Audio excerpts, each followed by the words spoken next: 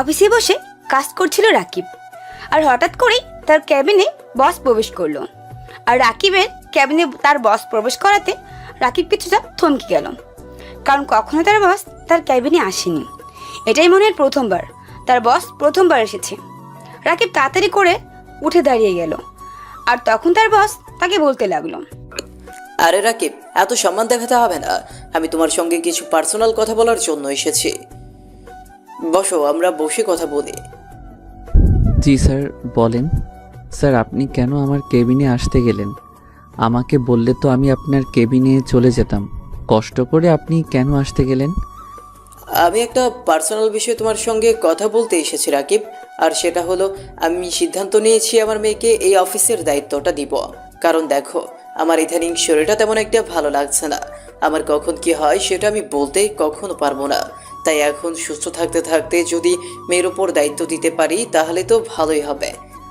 তাহলে তো স্যার ভালোই হয়। তবে আপনি যেটা ভালো মনে করেন আপনি সেটাই করবেন। আমি সবসময় আপনার সঙ্গে ছিলাম আর আপনার সঙ্গেই থাকবো। আমি অফিসের সবাইকে খুব বিশ্বাস করি, তবে তুমি খুব ভালো করেই জানো তোমাকে আমি সবচেয়ে বেশি বিশ্বাস করি। আর আমি জানি তুমি এই অফিসের জন্য অনেক কষ্ট করছো। তুমি খুব ভালো করে জানো যে চারদিকে আমরা অনেক শত্রু, আর ওরা আমার যে কোনো সময় যে কোনো ক্ষতি করতে পারে। তার জন্যই আমি তোমার কাছে এসেছি। স্যার, আপনি কোনো চিন্তা করবেন না, আমি সব সময় ম্যাডামকে দেখে রাখবো। আপনি কোনো টেনশন করবেন না, আপনি নির্দ্বিধায় ম্যাডামকে দায়িত্বটা দিতে পারেন। তারপর রাকিব এবং তার বস কিছুক্ষণ কথা বলার পরে তারপর সেখান থেকে চলে গেল। আর কিছুক্ষণের মধ্যেই ওনার মেয়ে অফিসে প্রবেশ করলো। সকলেই ফুল নিয়ে দাঁড়িয়ে আছে, তবে রাকিব এগুলোর মধ্যে নেই। রাকিবের মাথার উপর অনেক চাপ, যেহেতু সে এই অফিসের ম্যানেজার, তাই তার উপর অনেকটা চাপ রয়েছে। আর সেজন্য সে তার কাজে ব্যস্ত ছিল। রাকিবের বসের মেয়ের নাম হলো নীলা। নীলা অফিসে প্রবেশ করার পরেই সকলকেই দেখে বেশ খুশি হলো। সকলেই তাকে সংবর্ধনা জানালো। তারপর নীলা খেয়াল করলো এখানে ম্যানেজার সাহেব নেই। নীলা কখনো রাকিবকে দেখেনি, তবে সবাইকে জিজ্ঞেস করার পর উপস্থিত সবাই বলল ম্যানেজার সাহেব এখানে অনুপস্থিত। নীলা তাড়াতাড়ি করে রাকিবের ক্যাবিনের সামনে চলে আসলো। দেখলো রাকিব ল্যাপটপের কাজে খুবই ব্যস্ত রয়েছে। আর এটা দেখার পরে সে চুপচাপ কোনো কথা না বলে তার বাবার রুমে চলে গেল। আর তখন তার বাবাকে গিয়ে বলতে লাগলো, তুমি কি সব লোকজনকে অফিসে রেখেছো বাবা? বাবা, কি সব লোকজন? আমার কথা তো এখনই শুনতে চাইছে না। আর পরবর্তী সময় কি করবে সেটা তো এখনই আমি ভালো করে টের পাচ্ছি। কেন রে, কি হয়েছে? তোর সঙ্গে কি আবার কি করলো? আমি তো কোনো কিছুই বুঝতে পারছি না। কি হয়েছে বল আমাকে। এই অফিসের ম্যানেজার সাহেব রাকিব, আমি অফিসে আসলাম, আমাকে সম্বর্ধনা তো দূরের কথা, আমার সঙ্গে কোনো কথাই বললো না। আমি যে একটা মানুষ অফিসে আসলাম, এখানে আমাকে তাকানোর মতো কোনো প্রয়োজনই মনে করলো না সে। ও একটু এরকমই, যখন কাজ করতে থাকে তখন কে আসলো আর কে গেল সেটা তার দেখার বিষয় না। এটা কোনো বিষয় না, ঠিক হয়ে যাবে। এখন আয়, তোকে আমি সবার সঙ্গে পরিচয় করিয়ে দিচ্ছি। পরিচয় করার দরকার নেই, আমি সবার সঙ্গে পরিচয় হয়ে এসেছি। তুমি আমাকে সব কিছু বুঝিয়ে দিয়ে তুমি বাসায় চলে যাও, আমি বাকিটা সামলে নিতে পারবো, কোনো অসুবিধা হবে না। তারপর নীলা বাবা নীলাকে সবকিছু বুঝিয়ে দিল। তার সবকিছু বুঝিয়ে দেওয়ার পরে এভাবে বেশ অনেকটা সময় পার হয়ে গেল। নীলাকে কাজ বুঝিয়ে দিয়ে নীলার বাবা নীলাকে অফিস রেখে সে বাসায় চলে গেল। নীলা এদিকে অফিসে বসে কাজ করছিল, আর তখন দেখলো রাকিব অন্য কোনো মেয়ের সঙ্গে কথা বলছে। আর এটা দেখার পরে তার মেজাজ আরও খারাপ হয়ে গেল, কারণ রাকিব তার অহংকার নিয়ে বসেই ছিল। এখন পর্যন্ত তার সঙ্গে দেখা করতে আসলো না, অথচ একটা মেয়ের সঙ্গে সে গল্প করেই যাচ্ছে। আর এটা দেখার পরে নীলা সহ্য হলো না। নীলা পিয়ন চাচাকে দিয়ে রাকিবকে ডেকে পাঠালো। আর পিয়ন এসে রাকিবকে বলতে লাগলো তাকে ম্যাডাম ডাকছে। আর তখন রাকিব পিয়নকে বলতে লাগলো, হঠাৎ করে বুঝতে পারলাম না কেন ম্যাডাম আমাকে ডাকছে। আমি তো ম্যাডামের সঙ্গে কোনো দরকারে কোনো কাজ নেই, তবু তাও কেন ডাকছে? স্যার, এখানে আমি কি করব? ম্যাডাম আপনাকে ডাকছেন আর বলেছেন আমার সঙ্গে এখনই যাওয়ার জন্য, না হলে কিন্তু ম্যাডাম অনেক রেগে যাবে। মনে হয় খুব রাগে মুডে আছে। একথা বলার পরে তখন রাকিব আর কোনো দেরি না করে তাড়াতাড়ি করে চলে আসলো নীলার কেবিনে। নীলা কেবিনে আসার পরে যথারীতি দাঁড়িয়ে আছে। আর তখন নীলা রাকিবকে বসার জন্য বললো না। রাকিব এখন পর্যন্ত দাঁড়িয়ে আছে। আর ওদিকে নীলা তখন রাকিবকে বলতে লাগলো, আপনাকে বেতন দিয়ে রাখা হয় এখানে অফিসে কাজ করার জন্য, আর আপনি অফিসের কাজ বাদ দিয়ে আপনি অন্য কারোর সঙ্গে গল্প করবেন আর এটা আমি সহ্য করব? এমনটা যদি মনে করে থাকেন তাহলে ভুল ভাবছেন। এতদিন বাবা এই অফিসের দায়িত্বে ছিল, আর বাবা অনেক কিছু দেখেও হয়তো দেখেনি, আর আপনারা বাবাকে ভুলভাল বুঝিয়ে এতদিন চলেছেন।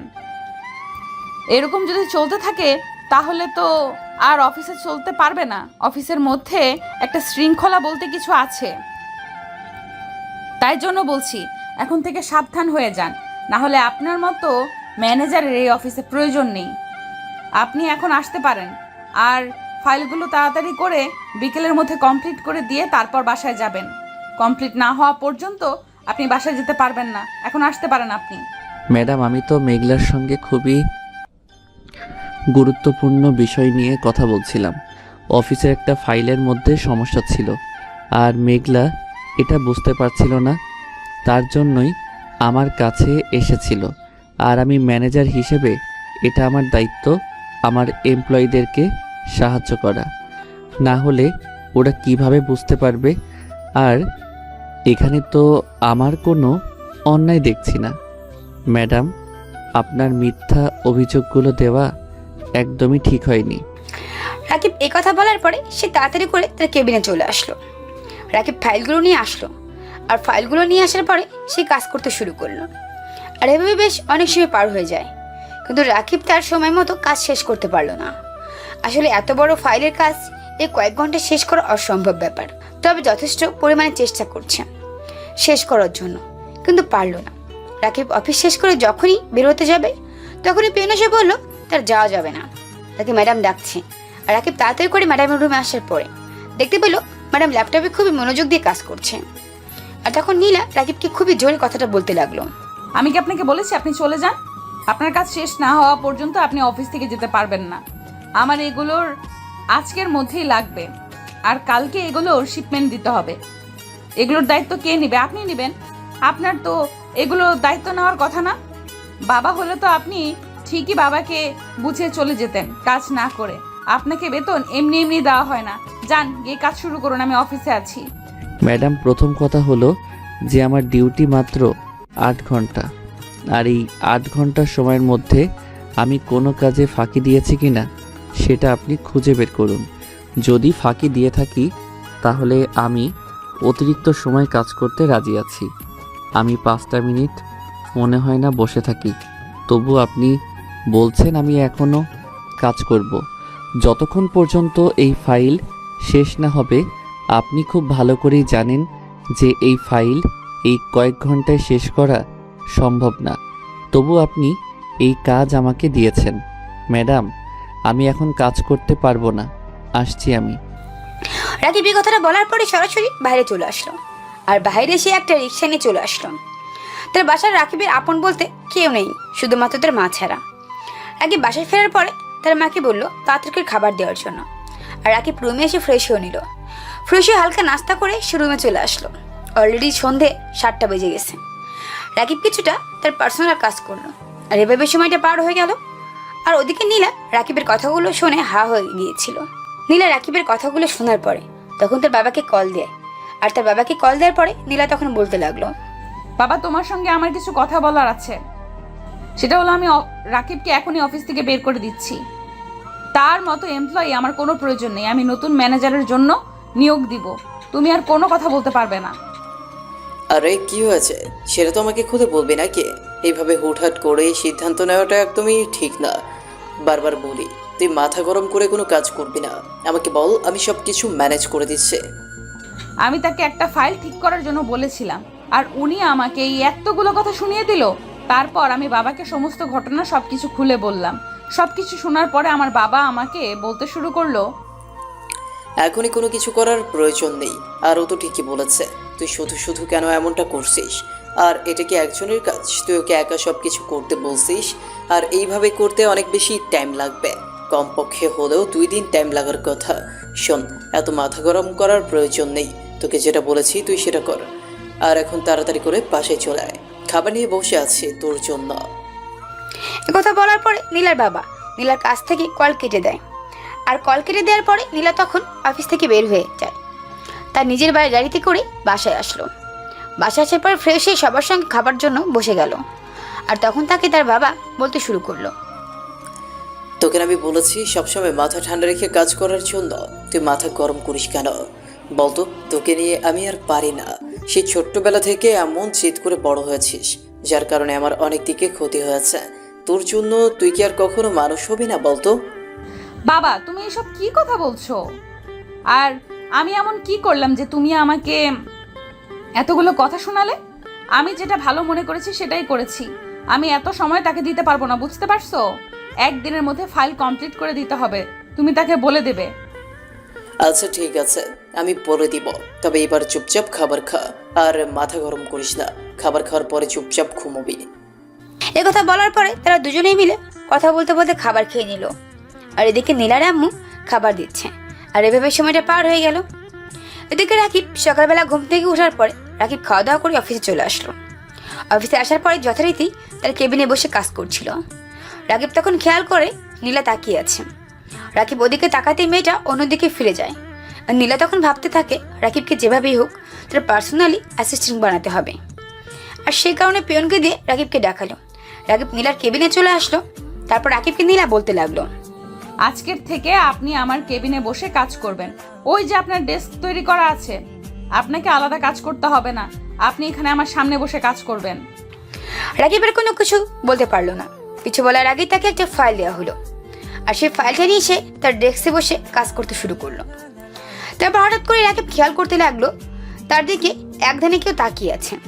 রাকিব কিছুটা অন্যমনস্ক হয়ে কাজ করছিল। আর হঠাৎ করেই খেয়াল করলো এই অবস্থা।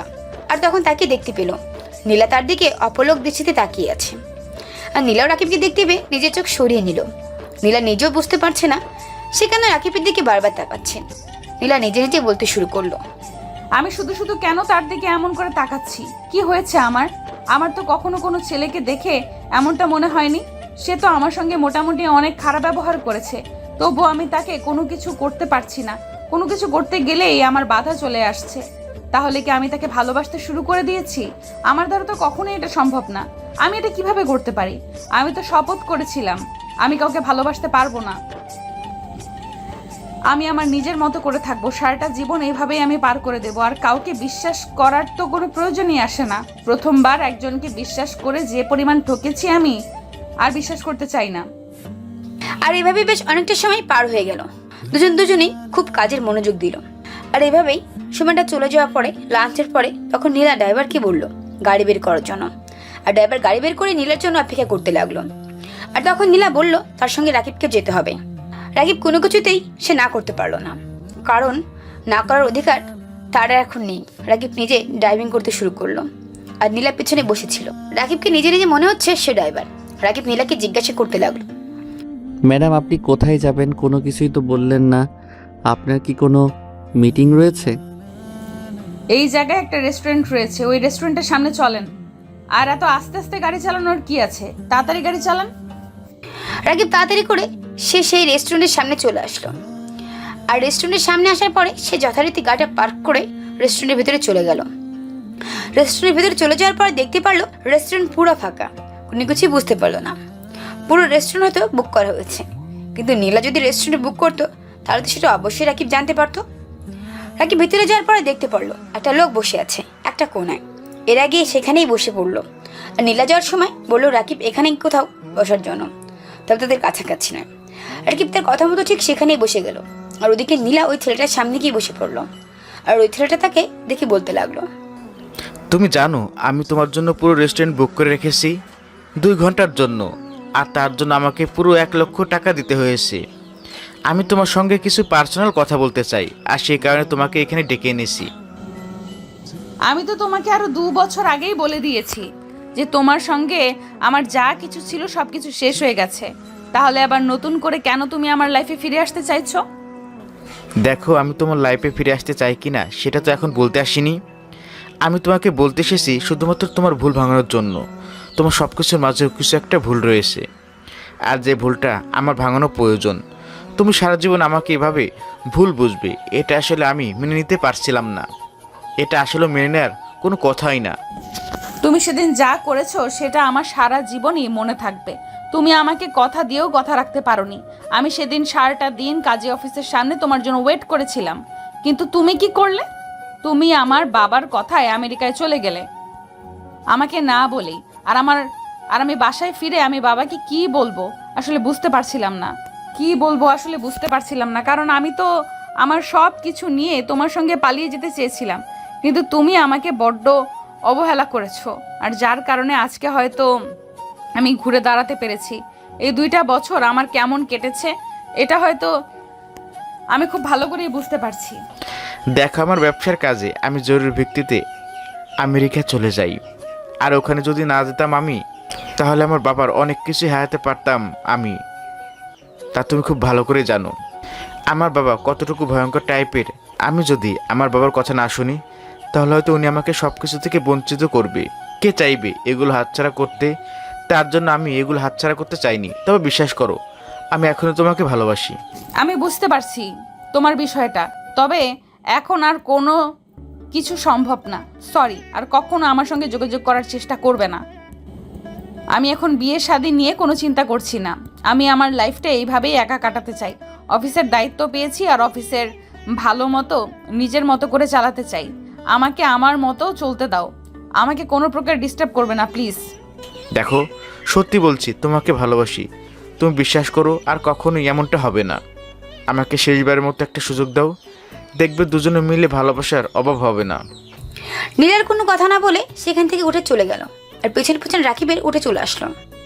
আর রাকিব গাড়ি চালাতে শুরু করলো, আর গাড়ি চালাতে চালাতে সে 10 মিনিটের মধ্যে অফিসে চলে আসলো। আর অফিসে আসার পরে নীলা মন খারাপ করে কোনো কাজ না করে চেয়ারে হেলান দিয়ে বসে আছে, আর এদিকে রাকিব কাজ করে চলছে। আর রাকিব কোনো কথা বলছে না দেখে নীলা কেমন যেন লাগছে। তবে রাকিব কাজের মাঝখানে হঠাৎ করে নীলার দিকে তাকাতেই মনে হলো নীলা কান্না করছে হয়তো। আর তখন রাকিবের মনে হলো রাকিবের এখন কথা বলার প্রয়োজন। রাকিব তখন নীলাকে বলতে শুরু করলো, ম্যাডাম, আপনি কি কোনো কারণে আপসেট হয়ে আছেন? আমাকে শেয়ার করতে পারেন। আমি চেষ্টা করব আপনার জন্য সব কিছু করার জন্য। আচ্ছা রাকিব সাহেব, আপনাকে একটা প্রশ্ন করতে পারি? সেটা হলো, আপনি কি কখনো কাউকে ভালোবাসছেন? ভালোবাসা কি আসলেই অপরাধ? ম্যাডাম, সত্যি বলতে আমি কখনো কাউকে ভালোবাসিনি। আসলে সবার লাইফস্টাইলের মতো আর আপনার লাইফস্টাইল এক নয়। আমি খুব পরিশ্রম করে আজকে এই পর্যন্ত এসেছি। ও আচ্ছা, তাহলে আপনি বুঝবেন না। ঠিক আছে, আপনি কাজ করুন। আমার মন মেজাজ ভালো নেই, আমার সঙ্গে কোনো কথা বলবেন না। রাকিব তখন আর কোনো কিছু বললো না। রাকিব চুপচাপ তার নিজের কাজ করতে শুরু করলো। রাকিব যেদিন নীলাকে প্রথম দেখেছে সেদিন তার প্রেমে পড়ে গেছে, কিন্তু রাকিব চাপা স্বভাব ছেলে, তাই কোনো কিছু সহজে প্রকাশ করতে চায় না, সব কিছু সহ্য করে থাকে। রাকিব তখন একটা ফাইল নিয়ে চলে আসলো মেঘলার কাছে, মেঘলাকে ফাইলটা ভালোভাবে বুঝিয়ে দেওয়ার জন্য। আর এদিকে তখন বেশ অনেকটা সময় পার হয়ে যায়। আর তখন রাকিব নীলার কেবিনে আসার পরে দেখতে পারলো নীলার হাত থেকে রক্ত পড়ছে টপ টপ করে, আর নীলা অজ্ঞান হয়ে গেছে। কোনো কিছু বুঝোটার আগেই হঠাৎ করে এমন কিছু হয়ে যাবে এটা কখনোই আশা করেনি। মাত্র 30 মিনিট হয়েছে সেখান থেকে গিয়েছে, আর এটার মধ্যে এত কিছু হয়ে গেল। কোনো কিছু মাথায় ঢুকছে না রাকিবের। রাকিব তাড়াতাড়ি করে কোলে তুলে নিয়ে গাড়িতে করে হাসপাতালে নিয়ে চলে আসলাম। আর হাসপাতালে আসার পর ডাক্তার ডাক্তার বলে চিৎকার করতে লাগলো। আর কিছুক্ষণের মধ্যে ডাক্তার বেরিয়ে আসলো, আর ডাক্তার রোগীর অবস্থা থেকে অপারেশন থিয়েটারে নিয়ে গেল। অপারেশন থিয়েটারে নিয়ে যাওয়ার পরে প্রায় 30 মিনিট পরে ডাক্তার বের হওয়ার পরে বলতে লাগলো, রোগী এখন যথেষ্ট পরিমাণে বিপদমুক্ত, তবে ইমার্জেন্সি আমাদের 1 ব্যাগ রক্ত লাগবে, কারণ হাত থেকে অনেক রক্ত বেরিয়ে গেছে। নাহলে রোগীটার অনেক প্রবলেম হবে। এগুলো আমরা বলতে চাচ্ছি না। আপনি নিশ্চয়ই বুঝতে পারছেন আমাদের ব্লাড ব্যাংকে যে রক্ত আসে ওটা ভালো নয়। আমরা তো আর আরমান চৌধুরীর মেয়েকে খারাপ চিকিৎসা দিতে পারি না। স্যার, আমার রক্তের গ্রুপ ও নেগেটিভ। আপনি আমার রক্ত নিতে পারেন। আমি আর সব কিছুই জানি। ওর রক্তের গ্রুপ কি, ওর হিমোগ্লোবিন কত পার্সেন্ট হয়েছে, সব কিছুই জানি। আপনি আমার কাছ থেকে রক্ত নিতে পারেন। ডাক্তার তখন রাকিবকে নিয়ে গেল। আর নিয়ে যাওয়ার পরে রাকিবের থেকে 1 ব্যাগ রক্ত নেওয়ার পরে সেটা নীলার গায়ে পুশ করা হলো। আর রাকিব এদিকে বাইরে বসে অপেক্ষা করছে। আর বেশ কিছুক্ষণ পর নীলাকে কেবিনে দেওয়া হলো। আর কেবিনে দেওয়ার পর রাকিব ভিতরে চলে গেল। আর ভিতরে চলে যাওয়ার পরে তখন তাকে তার বসকে কল দিয়ে সম্পূর্ণ বিষয় জানালো। আর তার মা বাবা মুহূর্তের মধ্যে হাসপাতালে আসার জন্য রওনা দিয়েছে। আর এদিকে রাকিব তখন নীলার মাথায় হাত বুলে দিচ্ছে। যখনই নীলা চোখ খুলতে যাবে তখনই রাকিব তার হাত ছড়িয়ে নেয়। আর হাত ছড়িয়ে নেওয়ার পরে সে খুব স্বাভাবিকভাবেই প্রশ্ন করলো, ম্যাডাম, আপনি হঠাৎ করে কেন এসব করতে গেলেন? আপনি জানেন আপনার বাবা মা এটা শোনার পরে ওনাদের কেমন লেগেছে? আপনি ছাড়া তো ওনাদের কেউ নেই, আপনাকে ঘিরেই ওনাদের বেঁচে থাকা। আর আপনি যদি এসব কাজ করে ফেলেন তাহলে ওনাদের কি হবে একবারও ভেবে দেখেছেন? কখনো ভাবেননি? আজকে আপনি একটা ছেলের জন্য আপনি আপনার নিজের জীবন নষ্ট করে দিচ্ছিলেন। সময় মতো যদি আপনাকে হাসপাতালে না নিয়ে আসতাম তাহলে আপনাকে বাঁচানো সম্ভব হতো না। তখন বুঝতে পারছেন আপনার বাবা মার কী অবস্থা হতো? ভালোবাসা সেটা নয় যেটা জোর করে পাওয়া যায় অথবা জোর করে আটকে রাখা, এটা কখনোই আটকে রাখা যায় না। ভালোবাসা হলো সেটাই যেটা প্রাণ খুলে একটা মানুষের সঙ্গে সব কিছু বলতে পারা, তার সব কিছু বুঝতে পারা, কোনটা ভালো লাগা কোনটা মন্দ লাগা সেটা সব থেকে ভালো বোঝা, এবং সেই মানুষটা সঠিক হতে হবে। আর সেই মানুষটা যদি সঠিক হয় তাহলে বাকি সব কিছু তার মধ্যে থাকবে। সেই মানুষটা যদি ভুল মানুষ হয় তাহলে ওর লাইফটাই পুরো শেষ করে দেবে। একটা কথা মনে রাখবেন, সেই বেঈমানকে কখনো ক্ষমা করতে নেই। কথা বলার পরেই দেখতে পারলো নীলার বাবা মা চলে এসেছে। রাকিব এখান থেকে উঠে গিয়ে একটু দূরে দাঁড়ালো। আর তখন তার মা বাবা নীলার সঙ্গে কথা বলতে শুরু করলো। আর এভাবে বেশ কিছুটা সময় পার হয়ে যায়। পর নীলা তার বাবা মার কাছে মাপ চাইল, সে আর কখনো এসব কাজ করবে না। নীলা আরও বলতে লাগলো, বাবা তুমি আমাকে ক্ষমা করে দাও, আমি জানি আমি অনেক বড় ভুল করেছি, আর কখনো আমার এমনটা হবে না। শোন, আমি তোর বিয়ে ঠিক করেছি সামনের শুক্রবার। আমি তোকে আজকেই বলতাম, কিন্তু তুই এমন কাজ করে ফেলবি আমি কখনো ভাবতেই পারিনি। আমি বিয়ের ডেট ফাইনাল করে ফেলেছি। ছেলেটা অনেক ভালো, ছেলেটা আমেরিকা থাকে, আর বিয়ের পর তোকে আমেরিকা নিয়ে যাবে। তুই না করিস না, এভাবে আর কতদিন? কিন্তু বাবা, আমি তো বলেছি যে আমি এখন বিয়ে করতে পারবো না। তুমি কেন শুধু শুধু এমনটা করছো? প্লিজ, আমি এখন বিয়ে করব না। তুই যদি আমার কথা এখন না শুনিস তাহলে তুই আমার মরা মুখে দেখবি। তুই কি চাস আমি এটা করি? আমাকে এটা করতে বাধ্য করিস না। ওই ছেলেটা তোর পেছনে ঘুরঘুর করবে তোর বিয়ে না হওয়া পর্যন্ত। নীলার কোনো কথা বলতে পারলো না তার বাবার কথার উপরে। তার বাবা যেটা বলবে সেটাই মেনে নিতে হবে, এটাই বাস্তবমূলক।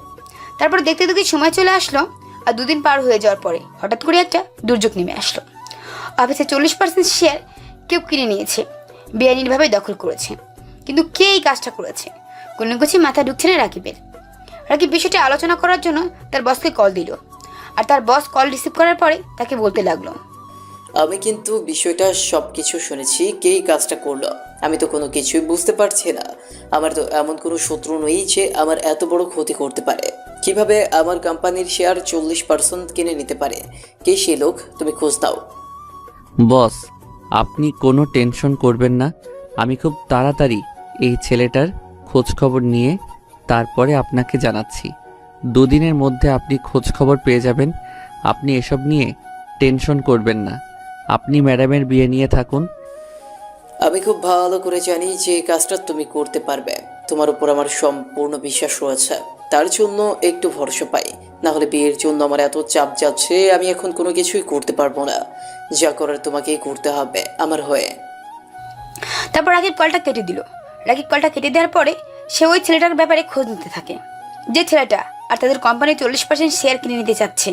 রাকিব এভাবে বেশ একটা দিন পার করে ফেললো। আর এদিকে আজকে নীলার গায়ে হলুদ, তার জন্য অফিসে সকলে দাওয়াত পেয়েছে। আর রাকিবের উপর দায়িত্ব এসে পড়েছে।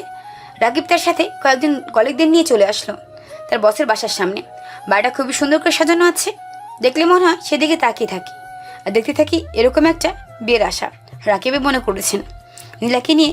কিন্তু নীলা তো তার আর হবে না, কখনোই তার না চাওয়া ভালোবাসা কখনোই তার পূর্ণতা পাবে না। সে শুধু দূর থেকে নীলাকে ভালোই বেশি যাবে। এই ক্ষণিকের দেখায় এতটুকু ভালোবেসে ফেলবে এটা কখনোই রাকিব জানা ছিল না। রাকিব ক্ষণিকের দেখায় মানুষটাকে নিজের থেকে অনেক বেশি ভালোবাসতে শুরু করেছিল। আর হঠাৎ করে এরকম দুর্যোগ নেমে আসবে এটা আসলে মেনে নেওয়া যায় না, কষ্ট হচ্ছে মেনে নিতে। তখন রাকিবের সাথে আসা রাকিবের বন্ধু হাসান বলতে লাগলো, কিরে, তোর মনের মানুষের বিয়ে হয়ে যাচ্ছে আর অথচ তুই তারই বিয়ের সব কিছুর দায়িত্ব নিচ্ছিস যেন সুস্থ সবলভাবে বিয়েটা হয়ে যায়। তুই কি মানুষ নাকি রোবট? আমি তো কোনো কিছু বুঝতে পারছি না। সব সময় বলিস নাকি আমার পছন্দ, এই কম সময় নীলাকে এতটুকু ভালোবেসে ফেলেছিস, অথচ এই অবস্থা আজকে দেখতে হলো। হ্যাঁ, এটা ঠিক যে অল্প সময়ের মধ্যে তাকে আমি আমার নিজের জীবনের থেকে অনেক বেশি ভালোবেসে ফেলেছি। তবে এটা ঠিক যে আমি আমার স্যারকে কখনোই কষ্ট দিতে পারবো না, কারণ স্যার নিজের ছেলের মতো আমাকে সম্মান করে, আদর করে। আমি ওনার এইটুকু বিশ্বাস ভাঙতে পারবো না। কিন্তু এদিকে যে তুই কষ্ট পাচ্ছিস সেটার কি কথা হবে? তুই তো সারাটা জীবন নীলাকে মনের মধ্যে বসে রাখবি। তুই কি কখনো শান্তিতে থাকতে পারবি নীলাকে ছাড়া? থাক, এসব কথা এখন না বললেই নয়। আপাতত ভিতরে গিয়ে স্যারের সঙ্গে দেখা করি, তারপরে বাকি কথা হবে। আর প্লিজ ভিতরে কোনো সিন ক্রিয়েট করবি না, এসব কথা কখনোই মুখে আনবি না। রাকিব আর হাসান ওরা দুজনেই ভিতরে প্রবেশ করলো। আর ভিতরে প্রবেশ করার পরে দেখতে পারলো নীলার বাবা মানে রাকিবের বস লোকজনের সঙ্গে কথা বলছে। আর রাকিব গিয়ে তার স্যারের সঙ্গে কথা বললো আর হাসানকেও পরিচয় করে দিল। তারপর তার স্যার বলতে শুরু করলো, রাকিব, আজকে বড়ের বাড়ি থেকে নীলাকে হলুদ দেওয়ার কথা, কিন্তু ওরা এখনো আসছে না কেন বুঝতে পারছি না। রাত 8টা বেজে গেছে, আর তোমাকে যে খোঁজ নিতে বলেছিলাম সেটা কি খোঁজ নিয়েছো? জি বস, আমি যথেষ্ট পরিমাণে চেষ্টা করছি খোঁজ নেওয়ার জন্য। হয়তো আমি কিছুক্ষণের মধ্যেই জানতে পারবো। একজনকে সব কিছু বলেছি, উনি খোঁজ নিয়ে দিবে আমাকে। আপনি এসব বিষয় নিয়ে টেনশন করবেন না, আমি জানা মাত্রই আপনাকে জানাবো। রাকিবের কথা বলার পরে সে অন্যদিকে এসে সবার সঙ্গে মিলিত হয়ে গল্প করতে শুরু করলো। আর এভাবেই বেশ অনেকটা সময় পার হয়ে গেল। হঠাৎ করে রাকিবের ফোনটা বেজে উঠলো।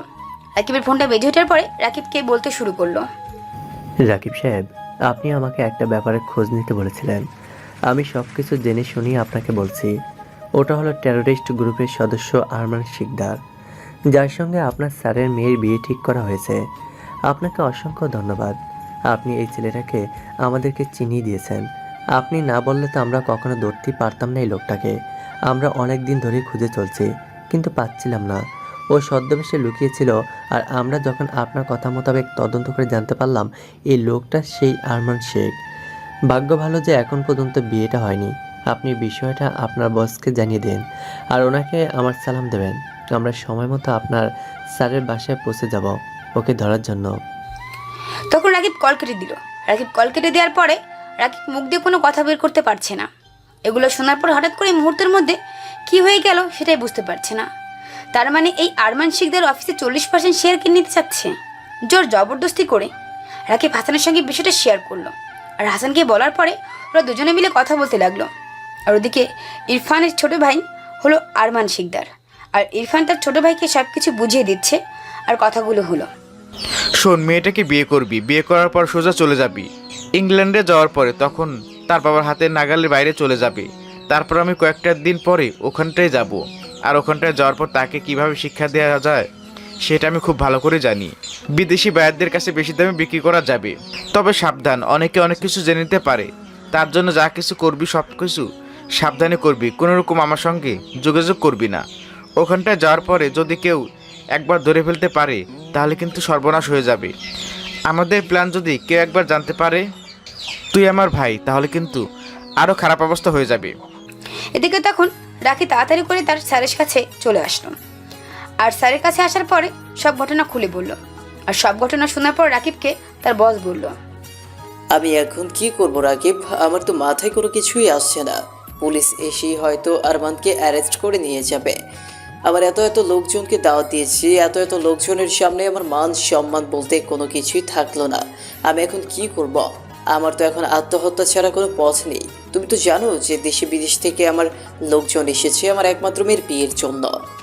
আসলে এই মুহূর্তে আমার মাথায়ও কোনো কিছু আসছে না।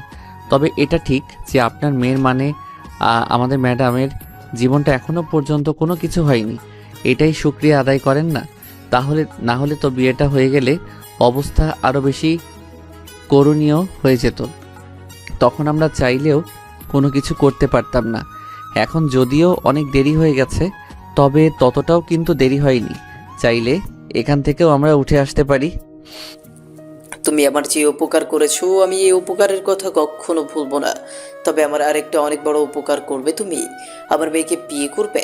এটা কিভাবে জানতে পারবে না? বরকে কি তার পরিচয়? এটা তো আমি সবাইকে বলিনি, সবাইকে বলেছিলাম সারপ্রাইজ হিসেবে থাকবে। স্যার আপনি এটা কি বলছেন? এটা তো কখনোই সম্ভব না। আমি কোথায় আর আপনার মেয়ে কোথায়? তাছাড়া আমি শুধু আপনার একজন এমপ্লয়ি, সাধারণ। আপনার মতো এত বড় মানুষের মুখে এরকম কথা আসলেই মানায় না। হাস্যকর লাগছে আমার কাছে। আমি কিন্তু মজা করছি না রাকিব, আমি সত্যি সত্যি বলছি। তুমি ছাড়া আমার এই বিপদ থেকে কেউ উদ্ধার করতে পারবে না। তাছাড়া তোমার সঙ্গে আমারও অনেক দিনের কাজ করার অভিজ্ঞতা হয়েছে। তুমি মানুষটা কেমন, কি তোমার চালচলন সব কিছুই আমি জানি। সেটা না হয় ঠিক আছে, কিন্তু স্যার আপনার মেয়ে কি মানে নীলা ম্যাডামকে এই বিয়েতে রাজি হবে? উনি তো আমাকে কখনোই বিয়ে করবে না। আমি তোমার মায়ের সঙ্গে কথা বলছি, তোমার মায়ের নাম্বারটা দাও, তাহলেই হবে। তোমার আর কোনো কিছু করা লাগবে না। আর হাসান, তুমি তোমার বন্ধুকে রেডি করে দিয়ে দাও। সব ঘটনা শোনার পর রাকিবকে তার বস বলল। একথা বলার পর তখন নীলার বাবা রাকিবের মায়ের সঙ্গে কথা বলতে শুরু করলো। আর কিছুক্ষণের মধ্যে রাকিবের আম্মু সেখানে চলে আসলো। আর যথারীতি তাদের বিয়েটা হয়ে গেল। গায়ে দিনেই বিয়েটা হয়ে গেল। আর ওদিকে আরমান শিকদারকে পুলিশ অ্যারেস্ট করতে পেরেছে। তার সঙ্গে তার বড় ভাই ইরফানকেও অ্যারেস্ট করে নিয়েছে। আর এদিকে নীলাকে নিয়ে আসা হলো রাকিবের বাড়িতে। রাকিব একটা ফ্ল্যাট বাসায় ভাড়া থাকেন, যদিও বাসাটা সুন্দর করে সাজানো। তার মা নিজের হাতে বাসাটা সাজিয়েছেন। রাকিব এখন বাসর ঘরের সামনে দাঁড়িয়ে আছেন, আর সাথে দাঁড়িয়ে আছেন হাসান।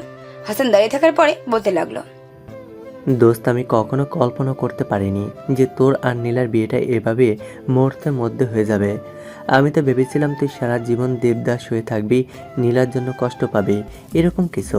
কিন্তু তুই যে এত সহজে নিজের আগে পেয়ে যাবি, এটা সত্যি অপূর্ব। ভাগ্যটা সত্যি অন্যরকম ছিল। তোর আর তোর কপালের হয়তো নীলা ছিল, তার জন্যই কোথা থেকে বিয়ে তোর সঙ্গে হয়ে গেছে। তোর সঙ্গে বিয়ে হওয়ার কোনো কথাই ছিল না। হ্যাঁ, সেটা আমিও বলছি দোস্ত। আসলে কিভাবে কি হয়ে গেল মুহূর্তের মধ্যে, সব কিছু কেমন যেন আমার কাছে স্বপ্নের মতো লাগছে। এখনো বিশ্বাস হচ্ছে না যে আমি আমার প্রিয় মানুষটাকে বিয়ে করতে পেরেছি। আমি পূর্ণতা পেয়েছি, তবে সেটা একতরফা ভালোবাসা কখনোই মনে হয় না। যে নিলে আমাকে খুব সহজে মেনে নেবে কখনো সম্ভব নয়, কারণ আমি ওর মনের অবস্থাটা বুঝতে পারছি। চিন্তা করিস না, আমি তার বাসায় আছি। কোনো রকম হেল্প লাগলে আমাকে বলিস। আর যদি পারিস ভাবিকে পটিয়ে আজকে বাসা রাতে বিড়ালটা মারতে ভুল করিস না। রাকিব তখন হাসতে হাসতে তার রুমে প্রবেশ করলো। তার রুমে প্রবেশ করার পরে দরজা লক করে দিল। আর দরজা লক করার পরে দেখতে পারলো বিছানার মধ্যে চুপটি করে বসে মোবাইল চাপছেন নীলা। আর নীলার এই অবস্থা দেখে রাকিব পুচিটা বেশ অবাক হয়ে গেল। আর রাকিব তখন সামনের দিকে এগিয়ে যায়। আর তখন নীলার মুখ তুলে তাকায় রাকিবের দিকে। তাকানোর পর তখন নীলা রাকিবকে খুবই রাগী কণ্ঠে বলতে শুরু করলো, কিরে তুই কি করছিস? তুই আমার কাছে আসার একদম চেষ্টা করবি না। তুই আমার কাছ থেকে দূরে দূরে থাকবি, না হলে কিন্তু তোকে আমি খুন করে ফেলবো শয়তান। আরে ম্যাডাম, আপনি এসব কি বলছেন? আর আপনি আমাকে এসব বলছেন কেন? আমি তো আপনার এখন আপন মানুষ, আমি আপনার এখন হাজবেন্ড, তাই আমার সম্পূর্ণ অধিকার আছে আপনার উপর। আপনি এরকম করতে পারেন না আমার সঙ্গে। ভুলেও এই হাজবেন্ডের দাবি নিয়ে আমার কাছে আসতে চেষ্টা করবি না, তাহলে কিন্তু আমার থেকে খারাপ আর কেউ হবে না। তোকে আমার একদমই পছন্দ নয়, বয়ফ্রেন্ড হিসেবেও না, আর না হাজবেন্ড হিসেবে তো কল্পনাও করা যায় না। দেখুন, হ্যাঁ এটা ঠিক যে আমি আপনাকে ভালোবাসি। যেদিন আপনাকে প্রথম দেখেছিলাম সেদিনই আসলে মন থেকে ভালোবেসে ফেলেছিলাম। অন্যরকম একটা ভালো লাগার কাজ করতাম, তবে আমি আপনাকে কখনোই পাওয়ার জন্য ভালোবাসিনি, কারণ আমি জানতাম এটা কখনোই সম্ভব ছিল না। কিন্তু ভাগ্যক্রমে আমরা এক হয়ে গেছি, হয়তো বিধাতা চেয়েছেন তাই আমরা এক হতে পেরেছি, না হলে তো এটা কখনোই সম্ভব না। আর তাছাড়া আমি নিজেই কখনো বিয়ে করিনি, আপনার বাবা আমাকে বলল তাই বিয়ে করেছি। আমি যদি বিয়েটা না করতাম তাহলে ওনার মান সম্মান বলতে কোনো কিছু থাকতো না, কারণ উনি অনেক লোকজনকে দাওয়াত দিয়েছিল। আর তাছাড়া আপনি কেন বিয়ে করতে রাজি হলেন? আমি না হয় আপনার বাবার দিকে চেয়ে বলেছেন, তাছাড়া আপনার বাবা অনেক জোর করে বলেছেন। আমার ক্ষেত্রেও ঠিক সেরকমটাই হয়েছে, যেমনটা তোর ক্ষেত্রে হয়েছে। আমি আমার বাবাকে কখনোই কষ্ট দিতে চাই না। ছোটবেলা থেকে আমি বাবার কাছে যা কিছু চেয়েছি বাবা সব কিছুই পূরণ করেছেন, আর বাবা আমাকে এই প্রথম একটা কিছু চেয়েছে, আমি কি করে ফিরিয়ে দেই? হ্যাঁ, সেটা না হয় বুঝতে পারছি। আপনার বাবার প্রতি ভালোবাসা, সম্মানের জন্য আমাকে বিয়ে করেছেন। তার জন্য আমাকে সহজে মেনে নিতে পারছেন না কেন? আমাকে সহজে মেনে নিলেই তো হয়। আমি যদি তোকে বিয়ে না করতাম না, তাহলে আমার বাবা কখনোই আমাকে তার মুখ দেখাতো না, আমার কাছ থেকে দূরে চলে যেত, আর আমি সব কিছু থেকে বঞ্চিত হতাম। বাবা আমার ভালোবাসা এবং এত সম্পত্তি বাবা সব কিছু নিলামে বিক্রি করে দিত। তুই আমার বাবার সম্পর্কে জানিস না। আমার বাবা অনেক ভয়ঙ্কর একজন মানুষ, উনি যেটা বলে সেটাই করে। রাকিব আর কোনো কিছু বললো না। রাকিব সে চুপচাপ বিছানে একপাশে শুয়ে পড়লো। এটা দেখার পর অনেকটা রেগে গেল নীলা। ধাক্কা দিয়ে রাকিবকে নিচে ফেলে দিল। রাকিব নিচে পড়ে কিছুটা ব্যথা পেল। আর তখন নীলা বলতে লাগলো, তোর সাহস কি করে হয়? তুই আমার পাশে ঘুমাবি, এখন থেকে তুই নিচে ঘুমাবি আর আমি উপরে ঘুমাবো। আর কখনো যদি উপরে ওঠার চেষ্টা করিস বা আমাকে স্পর্শ করার চেষ্টা করিস, তাহলে আমার থেকে খারাপ কেউ হবে না। ছুরি দিয়ে তোর গলা কেটে দেব, শয়তান একটা। এভাবে কেউ কাউকে ধাক্কা দেয়? আমি তো এমন কোনো কিছুই করিনি। আমি তো আমার বিছানায় শুয়েছি, আর আমার এমন কোনো কিছু করার ইচ্ছা নাই তোমার সঙ্গে। যেদিন নিজে থেকে আমাকে মেনে নিতে পারবে, সেদিন তখন নিজে থেকেই আমাকে কাছে টেনে নিবে। এর আগে আমি তোমাকে স্পর্শ করব না, এটা তুমি গ্যারান্টি নিতে পারো। যাই কিছু বলিস না কেন, তোকে আমার বিশ্বাস নেই, কারণ তুই যে কোনো কিছু করতে পারিস। তোকে বিশ্বাস করার তো আমার কোনো প্রশ্নই আসে না। চুপচাপ ঘুমান, আমাকেও ঘুমাতে দে। আর এটা বলার পর নীলা চুপচাপ শুয়ে পড়লো। আর এদিকে রাকিব শুয়ে শুয়ে ভাবছেন, মনের মানুষকে তো পাওয়া হলো, কিন্তু তার মন জয় কী করে করব সেটা তো বুঝতে পারছে না। আর এগুলো ভাবতে শুরু করলো। আর এভাবেই বেশ অনেকটা সময় কেটে গেল। আর ওদিকে তখন হঠাৎ করে রাকিব ওয়াশরুমে যাওয়ার জন্য উঠে পড়লো। আর রাকিব ওয়াশরুম থেকে বের হয়ে দেখতে পারলো নীলা কম্বল গায়ে দিয়ে ঘুমিয়ে আছে। বাইরে চাঁদের আলো জানালা দিয়ে প্রবেশ করছে। রাকিব আর লোভ সামলাতে পারলো না। রাকিব নীলার সামনে এসে দাঁড়ালো। সামনে এসে দাঁড়ানোর পরে তখন নীলার মাথায় হাত বুলিয়ে দিতে শুরু করলো। এভাবে রাকিবের কতটা সময় পার হয়ে গেল সে নিজেও বুঝতে পারলো না। এভাবে হাত বুলিয়ে দিতে দিতে কখন যে রাকিব তার উপরেই ঘুমিয়ে গেল সেটা রাকিব নিজেও টের পেল না। আর সকালবেলা ঘুম থেকে যখন নীলা জেগে উঠলো, তখন দেখলো রাকিব তার বুকের ওপর শুয়ে আছে। এটা দেখার পর নীলার প্রথমে কিছুটা খারাপ লাগলো, পরে মনে হলো ও তো তার হাজব্যান্ড, তাই ওর সম্পূর্ণ অধিকার রয়েছে। তারপরও কেন জানি না তার অস্বস্তি লাগছে। সে তো রাকিবকে কখনোই ভালোবাসে না, আর কখনোই ভালোবাসবেও না। তাহলে রাকিবের প্রতি এত মায়া জন্মাতে দেয়া একদমই ঠিক হবে না। আর সঙ্গে সঙ্গে নীলা রাকিবকে ফেলে দিল। আর রাকিব কিছুটা উঠে তখন নীলার দিকে তাকায়। নীলার দিকে তাকানোর পরে তখন নীলা বলতে লাগলো, তোর সাহস কি করে হয় আমার উপর এইভাবে ঘুমিয়ে থাকার? আমি না তোকে বলেছি তুই আমার কাছ থেকে সবসময় দূরে দূরে থাকবি? তুই কি আমার কথা একবারও বুঝতে পারছিস না নাকি? আসলে আমার অনেক বড় ভুল হয়ে গেছে। আমি আসলে এখানে আসতে চাইনি, কিন্তু কিভাবে যে আমি এখানে চলে আসলাম আসলে আমার নিজেও মনে করতে পারছি না। প্লিজ আমাকে ক্ষমা করে দেবেন। একথা বলার পরে তখন রাকিব ওয়াশরুমে চলে গেল। রাকিব ওয়াশরুমে চলে যাওয়ার পরে রাকিব ওয়াশরুম থেকে বের হয়ে অফিসের জন্য রেডি হয়ে নিল। আর অফিসের জন্য রেডি হয়ে যখনই বের হতে যাবে তখনই নীলাকে পিছন ফিরে তখন নীলাকে বলতে লাগলো, আপনি যতদিন এই বাসায় আছেন ততদিন পর্যন্ত অন্ততপক্ষে আমাদের সম্পর্কটা আমার মাকে জানাবেন না। আমার মা জানলে অনেক বেশি কষ্ট পাবে।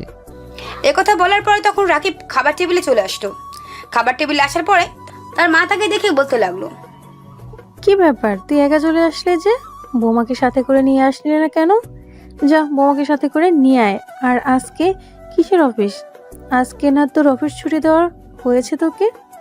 আম্মু বিয়ে হয়েছে দেখে আমি অফিসে যেতে পারবো না এমন কোনো কথা আছে নাকি? আর আমি এখন ছুটি নিতে পারবো না, এখন হাতে অনেক কাজ আছে। আর কিছুদিন পরে সময় পেলে আমি ছুটি নিব বসের কাছ থেকে। তুমি এটা নিয়ে চিন্তা করো না।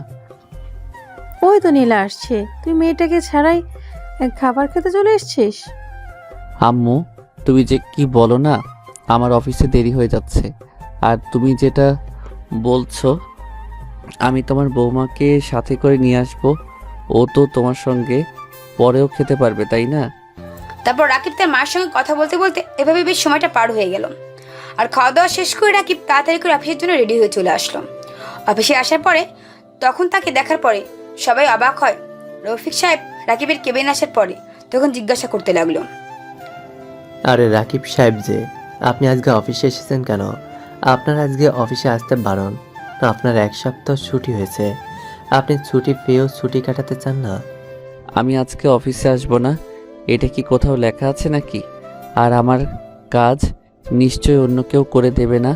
ছুটি নিব সেটা অন্য সময়, কিন্তু এখন নিতে পারবো না। আপনি কিছু কাজ ছিল তার জন্য অফিসে আসতে হয়েছে। তা বলুন আপনার কি অবস্থা? আরে আমার অবস্থা বাদ দিন, আপনি আপনার অবস্থা বলুন। আপনার কি অবস্থা? আপনার দিনকাল কেমন যাচ্ছে সেটা বলুন। কাল রাতে বিড়ালটা কি মারতে পেরেছিলেন? আরে ভাই কি যে বলছেন আপনি? আমি কি আপনাদের মতো টিউবলাইট নাকি সে কিছুক্ষণ পরে ফিউজ হয়ে যাব? আমি হলাম এনার্জি বাল্ব, যেটা সারা রাত চলতে পারে, যেটা আপনার দ্বারা সম্ভব হবে না কখনোই। কি বুঝতে পেরেছেন? একথা বলার পরে রফিক সাহেব কিছুটা লজ্জা পেয়ে সেখান থেকে চলে গেল। আর রাকিব সেখানে বসে হাসতে শুরু করলো। আর হঠাৎ করে তাকে দেখতে পারলো নীলা অফিসে প্রবেশ করছে। আর নীলা অফিসে প্রবেশ করতেই তখন জেসমিন এগিয়ে গেল। আর তখন নীলাকে দেখে বলতে শুরু করলো, ম্যাডাম, আপনি আজকে অফিসে এসেছেন? ম্যাম, আজকে তো আপনার ছুটি থাকার কথা। আমি স্যার বলেছিল আপনাকে যেন 1 সপ্তাহের আগে কোন ফোন না করি, তার জন্য আমি ফোন করিনি আপনাকে। আমার অফিস আমি কখন আসবো না আসবো সেটা সম্পূর্ণই আমার বিষয়, বুঝতে পেরেছো? আর বাবা যাই কিছু বলুক সেটা চুপচাপ থাকবে। আমার অফিসের কাজ তো আমাকে ছাড়া অন্য কেউ করে দেবে না, তাই না? চুপচাপ নিজের কাজ কর। এতদিন ধরে কাউকে ভালোবেসেছিলাম, সেটা আর হলো না। ভেবেছিলাম শুধু তাড়াতাড়ি তার সামনে আমি আমার নিজের ভালোবাসার কথা বলবো, কিন্তু সেটা আর বলার সময় হয়ে ওঠে না। আমি জানতে পারলাম না হঠাৎ করে কেমন উলটপালট হয়ে যাবে। আমি কি করব আসলেই বুঝতে পারছি না। দেখো, ভালোবাসা সবসময় পূর্ণতা পায় না, আর কিছু কিছু নিজের কারণেও পূর্ণতা পায় না। তুমি যদি কাউকে ভালোবাসো থাকো, তাহলে তোমার ওই দিনই বলা উচিত ছিল, তাহলে হয়তো তুমি অন্য কাউকে পেয়ে যেতে। আর তুমি কাকে ভালোবাসো এখনো পর্যন্ত জানতেই পারলাম না। নামটা বলো তো দেখি, আমি কোনো কিছু করতে পারি কিনা। সেটা না হয় পরে জানবেন, আগে আপনি এটা বলুন, আপনার সঙ্গে ম্যাডামের সব কিছু ঠিকঠাক হয়েছে নাকি এখনো ঝামেলা চলছে? আমাকে বন্ধু হিসেবে বলতে পারেন, আমি কাউকে বলবো না। আমার মনে হয় না ম্যাডাম আপনাকে এত সহজে মেনে নিয়েছেন। আপনার গাল লাল হয়ে আছে না? মনে হয় ম্যাডাম আপনাকে রাতের বেলা থাপ্পড় দিয়েছেন আর তার ছাপ বসে আছে। যতটুকু বলেছেন ততটুকুই, এটা যেন কেউ জানতে না পারে। হ্যাঁ, এটা ঠিক যে নীলার সঙ্গে আমার এখনো পর্যন্ত সব কিছু ঠিকঠাক হয়নি, তবে হয়তো হয়ে যাবে। তবে নীলা কালকে রাতে আমার কাছে একটা জিনিস দিয়েছে, সেটা হলো ডিভোর্স। আমি খুব ভালো করে জানতাম যে আপনাদের সম্পর্কটা কখনোই হবে না। আপনি ভালোবাসলে কি হবে, কিন্তু নীলা ম্যাডাম তো আপনাকে ভালোবাসে না, দু চোখে সহ্য করতে পারে না। তো এটার মধ্যে ভালোবাসা কিভাবে জন্মাবে? আমি তো ভেবেছিলাম মানুষটা যতটাই অহংকারী হোক, মনটা ততটাই ভালো, কিন্তু ওর মন এখনো পর্যন্ত আমি বুঝতে পারলাম না। তবে চেষ্টা করে দেখি, যদি আমার মানুষটাকে, আমার ভালোবাসার মানুষটাকে আমার মতো করে গড়িয়ে নিতে পারি। নীলা কেবিনে চলে গেল। নীলা তার কেবিনে যাওয়ার পরে তার নিজের কাজ করতে শুরু করলো। আর এদিকে দেখতে পারলো জেসমিনকে রাকিবের সঙ্গে গল্প করতে লাগলো। আর রাকিব খুব সুন্দরভাবেই তার সঙ্গে গল্প করছে। আর এইভাবে বেশ কিছুক্ষণ গল্প করার পর তখন রাকিবকে জেসমিন বলতে লাগলো, প্লিজ, শুধু শুধু এত চেষ্টা করে কি দরকার? সামনে খাবার রাখা আছে, এই খাবারে মুখ দিয়ে দেখো দেখো, এটা থেকে খুবই ভালো টেস্ট হবে। আশা করি কথাটা আর বুঝিয়ে বলতে হবে না। আর এই কথা বলার পর জাসমিন তার কেবিনে চলে গেল। জাসমিন তার কেবিনে যাওয়ার পরে তার নিজের কাজ করতে শুরু করলো। আর এদিকে সমস্ত কথাবার্তাগুলো নীলা বাইরে থেকে শুনতে পেয়েছে। আর বাইরে থেকে শুনতে পাওয়ার পরে সে অফিস থেকে বের হয়ে চলে গেল। অফিস থেকে বের হয়ে তার বান্ধবীর সঙ্গে দেখা করলো পার্কের মধ্যে। আর তার বান্ধবী তাকে বলতে লাগলো, তুই কেন যে ছেলেটাকে বিয়ে করেছিস, তোর বাবার মুখের দিকে তাকিয়ে অন্য কোনো কিছুর ব্যবস্থা করতে পারলি না? আর বিয়ে তো করেছিস ছেলেটাকে। এখন পর্যন্ত তুই একসাথে থাকছিস কি করে? আমার তো নাম শুনতেই বমি আসছে। আমি এমন একটা পরিস্থিতিতে আছি, কোনো কিছু করতে না পারছি। যদি কোনো কিছু বলতে চাই তাহলে বাবা আমাকে ভুল বুঝবে। আমি চাই না বাবা মা আমার বিষয়ে ভুল বুঝুক, প্লিজ।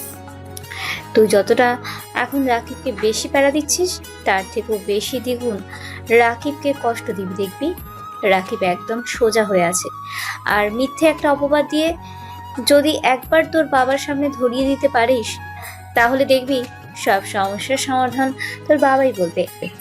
এই ছেলেকে ডিভোর্স দেওয়ার জন্য। বুঝতে পেরেছিস আমার প্ল্যানটা? আমার মাথায় একটা প্ল্যান এসেছে, আমি তাকে বুঝিয়ে বলছি। তুই যে কোনোভাবে রাকিবকে বুঝিয়ে শুনিয়ে ক্লাবে নিয়ে যাবি, আর ক্লাবে নিয়ে যাওয়ার পরে ইচ্ছে মতো ড্রিঙ্ক করিয়ে আমার বাসায় নিয়ে যাবি যে কোনোভাবে। আর বাকি প্ল্যানটা তুই ভালো করে বুঝতে পারছিস। তুই কি কাজটা আমাকে দিয়ে করাতে চাস? এটা কি ঠিক করবি বল? এটাতে যদি কোনো সমস্যা হয় তাহলে কিন্তু আমি কিন্তু ফেঁসে যাব। ভাই যাই কিছু করিস না, ভাই যাই কিছু করিস না, করিস একটু ভেবেচিন্তে কাজটা করিস। ও কিন্তু অনেক চালাক একটা ছেলে, আমার যতটুকু ধারণা। একথা বলার পরে তখন তারা দুজনে মিলে প্ল্যান করতে লাগলো। আর এভাবে সময়টা পার হয়ে যায়। বিকেলবেলা তখন আবারও নীলা অফিসে ফিরে আসলো। অফিসে এসে তার নিজের কাজ করতে শুরু করলো। আর এদিকে নীলার অফিস টাইম শেষ হয়ে তখন অফিস থেকে বেরিয়ে পড়লো আর গাড়িতে করে একা যেতে শুরু করলো। আর রাকিব খেয়াল করলো নীলা বাসায় না গিয়ে অন্য রাস্তায় যাচ্ছে। রাকিব তাকে ফলো করতে শুরু করলো। আর রাকিব নীলাকে ফলো করতে করতে দেখতে পারলো সে একটা ডান্স ক্লাবে যাচ্ছে। ফলো করতে করতে সে ক্লাবের ভিতরে প্রবেশ করলো। আর ভিতরে প্রবেশ করার পরে দেখতে পারলো অনেক লোকজন নাচানাচি করছে। আর রাকিব এক পাশে গিয়ে বসে গেল। তবে নীলা এখন পর্যন্ত তাকে দেখতে পারেনি। হঠাৎ করে তিশা রাকিবের সামনে চলে আসলো।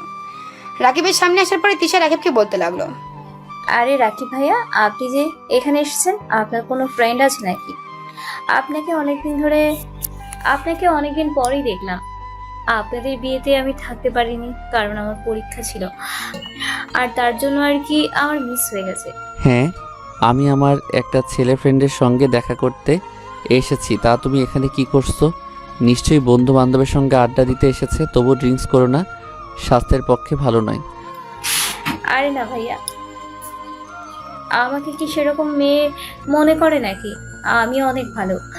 আর তাছাড়া আমি বান্ধবীদের সঙ্গে এসেছি, একটু আড্ডা দিয়ে সেখানে চলে যাব। ও আচ্ছা, আমি ঠিক আছে, দাঁড়াও, আমি তোমার জন্য জুস নিয়ে আসছি, একটু ওয়েট করো। আরে না ভাইয়া, আজকে তো আমি আপনাকে খাবো, আপনি না হয় আমাকে অন্যদিন খাওয়াবেন। আজকে আমি আপনাকে খাওয়াবো। আপনি বসুন, আমি নিয়ে আসছি। এগুলো তিশা তখন চলে গেল। তিশা চলে যাওয়ার পর রাকিবের দিকে যথারীতি বসে রইলো। আর কিছুক্ষণ পরেই তিশার হাতে জুসের গ্লাস নিয়ে রাকিবের সামনে রাখলো। গল্প করতে করতে তারা দুজনেই খেয়ে নিল। আর কিছুক্ষণের পরেই রাকিব হঠাৎ করে মাথা ঘোরাতে শুরু করলো। আর রাকিব বলতে লাগলো, তিশা তার গাড়িতে করে রাকিবের বাসায় যেতে লাগলো। আর কিছুক্ষণ পর রাকিবের বাসায় পৌঁছানোর পরে রাকিবকে রুমে পৌঁছে দিল তিশা। তখন বের হলো রুম থেকে। আর তখন জেসমিনকে তার রুমে পাঠিয়ে দিল। আর রুমে পাঠানোর পর তখন তিশা জেসমিনকে বলতে লাগলো, আমি তোমাকে যেভাবে বুঝিয়ে দিয়েছি তুমি ঠিক সেইভাবেই কাজটা করবে, তাহলে তোমাদের বিয়েটা হয়ে যাবে, আর এদিকে ডিভোর্স হয়ে যাবে, আর পুরোপুরি তোমার রাস্তা ক্লিয়ার থাকবে। আর আমার কথাটা বুঝতে পারছো তো আমি কি বললাম? একথা বলার পর যখন তিশা সেখান থেকে বের হয়ে চলে গেল। আর তিশা বের হয়ে চলে যাওয়ার পরে এদিকে বেশ অনেকক্ষণ পর নীলা বাবাকে নিয়ে এসেছে। তো বাবাকে বলা হয়েছে আজকে নাকি তাদের রাগারাগি হয়েছে, সে কারণে সে তাদের বাসায় গিয়েছিল। আর তার বাবা রাগ ভাঙানোর জন্য এখানে নিয়ে এসেছে। নীলা রুমে প্রবেশ করতে করতে দেখতে পারলো রুমের দরজা খোলা। আর তখন তার বাবাকে নিয়ে রুমে প্রবেশ করে যেটা দেখতে পারলো সেটা দেখার পরে তার চোখ কপাল উঠে গেল। দেখতে পারলো জেসমিনের উপর শুয়ে আছে রাকিব। এটা দেখার পর নীলার বাবার চোখ কপাল উঠে গেল। নীলার বাবা রাকিবকে টান দিয়ে পেছনে থেকে ফেলে দিল। আর তখন রাকিব দাঁড়িয়ে যায়। রাকিব কিছুটা নেশাগ্রস্ত অবস্থায় দাঁড়িয়ে আছে, ঠিক মতো দাঁড়িয়েও পারছে না। আর তখন তার বস বলতে লাগলো, আমার মনে হয় আমি তোমার সঙ্গে আমার মেয়ের বিয়ে দিয়ে অনেক বেশি ভুল করেছি। তোমার মতো ছেলে আসলে এত আদরের যোগ্য না। আমি প্রথমে চিনতে তোমাকে ভুল করেছিলাম। তোমার চরিত্র ঠিক এমনটা হবে আমি কখনো ভাবতে পারিনি। আমি নিজের চোখে না দেখলে তো আমি এগুলো বিশ্বাসই করতে পারতাম না। আমার মেয়ের জীবনটা আমি হয়তো নিজের হাতে নষ্ট করে দিয়েছে। বস, আপনি আমার একটু কথাটা শুনুন। আমি ইচ্ছা করে এসব কিছু করিনি। আর জেসমিন তো আমার অফিসের কলিগ, সে কি করে বাসায় আসবেন যে আমি তো তাকে আমার বাসায় নিয়ে আসিনি। স্যার, আপনি বিশ্বাস করুন, আমি নিজে থেকে এখানে আসিনি। আমাকে উনি বলল যে আজকে তোমার ম্যাডাম বাসায় থাকবে না, তোমার ম্যাডামের সঙ্গে রাগারাগি হয়েছে, তাই সারা রাত বাসা ফাঁকা থাকবে, তুমি তাড়াতাড়ি চলে এসো। আর আমি আসার পরে দেখি উনি নেশাগ্রস্ত অবস্থায় শুয়ে আছেন, আর আমি আসার পরে উনি আমার উপরে ঝাঁপিয়ে পড়েন। স্যার, আপনি বিশ্বাস করুন, আমি এসব কিছু করিনি। আমাকে কে যেন ড্রিঙ্কস খাইয়েছে। আমি কিছু বলতে পারবো না, আমার কোনো কিছুই মনে নেই। আমি এমন কোনো কাজ কখনোই করতে পারি না স্যার। একটাবার আমাকে বিশ্বাস করুন, আমি সত্যি কিছু করিনি। থাক, আর কোনো কিছু আমাকে বোঝাতে হবে না। তুমি এখনই আমার এই বাসা থেকে বেরিয়ে যাও। তুমি বাসায় নিয়ে যাও নি, কারণ ওই বাসায় তোমার মা থাকে। সেই কারণে তোমার মা সব কিছুই জেনে যাবে তোমার চরিত্রের ব্যাপারে। আর এই কারণে তুমি আমার এই দ্বিতীয় বাসায় এসেছো। আরে তোমাকে তুমি রাস্তা থেকে তুলে এনে এত বড় বানিয়েছি, আর তারপরেও তুমি আমার সঙ্গে এরকম বেইমানি করতে পারলে? আমি আমার নিজের কলিজাটা তোমার কাছে দিয়ে দিয়েছি, আর তুমি সেটা যত্ন করে না রেখে তুমি অন্য মেয়েদের দিকে ছি। আর আজকে যে অবস্থায় তোমাকে দেখলাম, তাতে মনে হচ্ছে তোমার জন্মেরই কোনো ঠিক নেই। তোমার জন্মেরই যদি ঠিক থাকতো তাহলে কখনো তুমি এমন করতে পারতে না। একথা বলার পরে তখন নীলার বাবা রাকিবকে অনেকগুলো থাপ্পড় দেয়। রাকিবকে অনেকগুলো থাপ্পড় দেওয়ার পরে রাকিবকে বাসা থেকে বের করে দেয়। রাকিব কিছুক্ষণ নিজেকে সামনে তারপর ফ্রেশ হয়ে তার বাসায় চলে গেল। আর তার বাসায় যাওয়ার পরে ভাবতে লাগলো, হঠাৎ করে কি এমন হয়ে গেল, তারপরে কে তার সঙ্গে এরকম করেছেন। তার মা তার কাছে এসে জিজ্ঞাসা করতে লাগলো, কি রে রাকিব, তোর এই অবস্থা হলো কি করে? তোকে মনে হয় কেউ মেরেছে? কি হয়েছে আমাকে সবকিছু খুলে বল। দেখ, আমার কাছে কোনো কিছু লুকাবি না বাবা। আরে মা, কোনো কিছুই হয়নি, বিশ্বাস করো। আর একটু অফিসের কাজে বিজি ছিলাম তো, তার জন্য হয়তো তোমাকে এমন দেখাচ্ছে। আর একটু দৌড়ে এসেছি। রাকিব তখন ভাবতে লাগলো পিছনে ঘটনাগুলো, তার সাথে কি কি হয়েছে সেটা নিয়ে চিন্তা করা শুরু করলো। আর এভাবে পিছনে একটা সময় পার হয়ে গেল। আর এভাবে বেশ কিছুক্ষণ সময় পার হয়ে যাওয়ার পরে একদিন দুদিন করে প্রায় 7 দিন পার হয়ে গেল। রাকিব তখন বুঝতে পারলো তাকে দূরে সরানোর জন্য নীলা আর তিশা মিলে এই কাহিনী করেছে। রাকিব ডিভোর্স লেটার পাঠিয়ে দিল নীলার কাছে, সাথে একটা চিরকুট পাঠিয়েছে। আর এদিকে তার মাকে নিয়ে চলে গেল গ্রামে। তারা এখান থেকে গ্রামেই থাকবে। তার মাকে সবকিছু খুলে বলেছে। তার মা সবকিছু শুনে খুব কষ্ট হলেও মেনে নিয়েছে। এটা ছাড়া যে তাদের আর কোনো কিছু করার নেই, তাদের ভাগ্যে ছিল হয়তো এটাই। তবে রাকিব এটা বলেনি যে তার সঙ্গে কি হয়েছে, কারণ এটা রাকিব কখনোই বলতে পারবে না। কারণ আর যাই হোক করুক, সে নীলাকে তার মায়ের সামনে এতটা খারাপ বানাতে পারবে না। দেখতে দেখতে পার হয়ে যায় 2টা মাস। এই 2 মাসে নীলার অনেক পরিবর্তন হয়ে গেছে।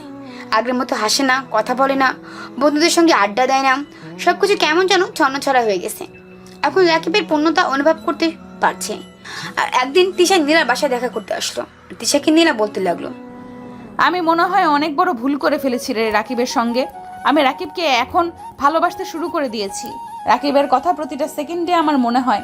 আমি অনেকভাবে নিজেকে বোঝানোর চেষ্টা করেছি, কিন্তু আমার আসলে কোনো কিছু করার নেই। আমি কেমন যেন হয়ে গেছি। রাকিবকে ছাড়া কোনো কিছু বুঝতে পারছি না রে। তুই আর তার সঙ্গে যে অবস্থা করেছিস, সে কি তোকে এখনো মেনে নেবে? কখনো মেনে নেবে না। আর তোর সুন্দর জীবন একটা পড়ে আছে, তুই এগুলো না দেখে তুই কার পেছনে পড়ে আছিস? ও কি তোর যোগ্য? আমি কোনো কিছু জানি না। আমি রাকিবের খোঁজ জানতে চাই। আমি আমার বাবাকে সব কিছু বলে দেব, আর বাবাকে বলবো যেন রাকিবকে যে করেই হোক আমার হাতে তুলে দেয়। একথা বলার পরে নীলা তখন তার বাবার কাছে চলে যায়। তার বাবার কাছে যাওয়ার পরে তার বাবাকে সবকিছু খুলে বলে। আর তার বাবা সবকিছু শুনে নীলাকে একটা থাপ্পড় মারলো। নীলাকে থাপ্পড় মারার পর নীলাকে বলতে লাগলো, তুই যেটা চেয়েছিস সে তো তোকে সেটাই করে দিয়েছে, তাহলে এখন আর তাকে খুঁজে কি লাভ? শোন, তুই রাকিবকে হারিয়েছিস, তাই রাকিবকে খোঁজার দায়িত্ব তুই নিবি। তোর মানুষকে তুই খুঁজে নিবি। সে যদি তোকে মাফ করে মেনে নিতে পারে তাহলে তাতে আমার কোনো আপত্তি নেই, কারণ ছেলেটাকে তুই অনেক কষ্ট দিয়েছিস। তোর কারণে আমিও ছেলেটাকে অনেক কষ্ট দিয়েছি। ছেলেটা অনেক ভালো ছিল। আর তৃষা, আজকের পর থেকে তুমি আমার মেয়ের সঙ্গে কোনো প্রকার কোনো যোগাযোগ করবে না। যদি করো তাহলে আমার থেকে খারাপ আর কেউ হবে না।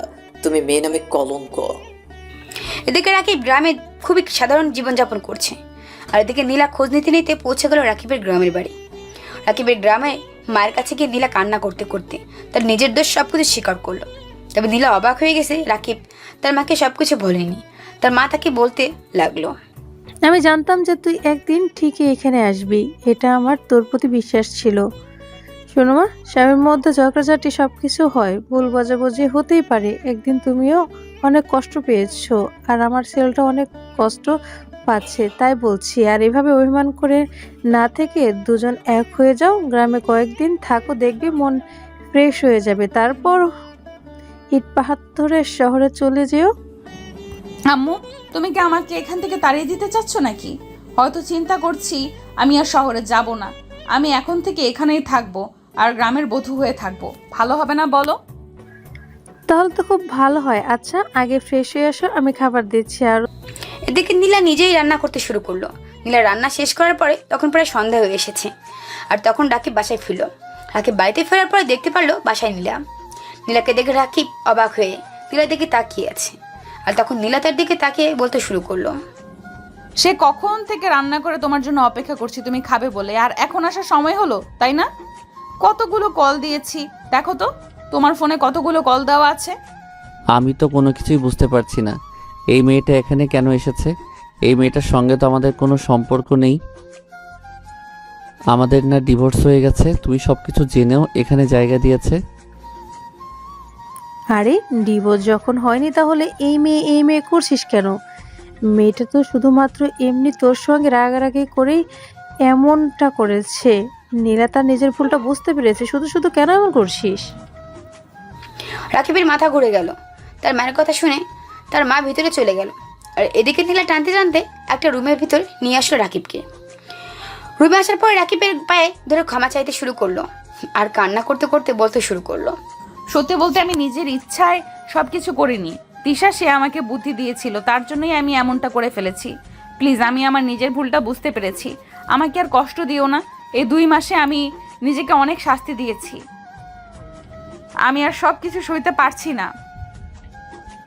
প্লিজ, এইভাবে আমি আর থাকতে পারছি না। তুমি আমাকে যেইভাবে রাখবে আমি তোমার কাছে সেভাবেই থাকবো। আমি আর এই শহরে ফিরে যেতে চাই না, আমি তোমার হয়ে থাকতে চাই। তুমি এত বড়লোক ঘরের মেয়ে, তুমি এই ঘরে কিভাবে থাকবে? তোমার তো এসি ছাড়া তোমার ঘুমই হয় না, আর এখানে তোমার এইভাবে গরমের মধ্যে তোমার ঘুম হবে? কখনোই মনে হয় হবে না। আমাকে সহ্য করতে হলে এই সব কিছু সহ্য করতে হবে যে। প্লিজ আর বলো না, আমি তোমার জন্য সব কিছু সইতে পারবো। আর কষ্ট দিও না, আমি নিজেই অনেক কষ্ট পেয়েছি, আমি তোমার শূন্যতা অনুভব করতে পেরেছি। প্লিজ, তুমি যদি আমাকে না মেনে নাও তাহলে আমি আমার নিজেকে শেষ করে দেব। রাকিব তখন চুপচাপ দাঁড়িয়েছিল, আর তখন টেবিলের উপর ছুরি ছিল ফল কাটার। আর তখন নীলা পাগলামি করে তার নিজের হাত কেটে ফেললো। আর হাত কাটার পরে রাকিব তখন দৌড়ে গেল। রাকিব দৌড়ে যাওয়ার পরে নীলার উন্না দিয়ে তার হাত বেঁধে দেয়, আর তখন শক্ত করে জোরে ধরে বুকের মাঝে টেনে নিল। এভাবেই সবসময় তোমার বুকের মাঝে আগলে রাখবে তো? আর কখনো ভুল করলে ইচ্ছা মতো শাসন করবে, অনেক মার দিবে, তবুও প্লিজ ভালোবাসাটা কখনো আমার কাছ থেকে কেড়ে নিও না, তাহলে আমি বাঁচবো না। সব সময় আপনাকে আমার বুকের মাঝে আগলে রাখবো, আর খুব তাড়াতাড়ি আপনাকে আমার সন্তানের আম্মু বানাবো। আমিও চাই আপনার সন্তানের আম্মু হতে, তবে সেটা এখন নয়। আগে খাবার খাবেন, রাতের বেলা না হয় পরেরটা পরে দেখা যাবে, এখনই কোনো কিছু হচ্ছে না জনাব। আবার যদি কখনো এরকম পাগলামি করবে না, তাহলে মেরে তক্তা বানিয়ে দেবো। আর কখনো আমাকে ছেড়ে চলে যাবে না তো? কখনো আপনাকে ছেড়ে চলে যাব না, এই যে কথা দিলাম। সব সময় আপনার বুকের মাঝে থাকবো, আর আপনাকে অনেক বেশি করে জ্বালাবো। এভাবেই না হয়তো বেঁচে থাকুক তাদের এই মিষ্টি খুনসুটি ভালোবাসা। গল্পটা আপনাদের কেমন লাগলো অবশ্যই কমেন্ট করে জানাবেন। এরকম আরও নতুন নতুন গল্প পেতে আমাদের চ্যানেলটি এখনই সাবস্ক্রাইব করে পাশে থাকবেন। ধন্যবাদ সবাইকে, আল্লাহ হাফেজ।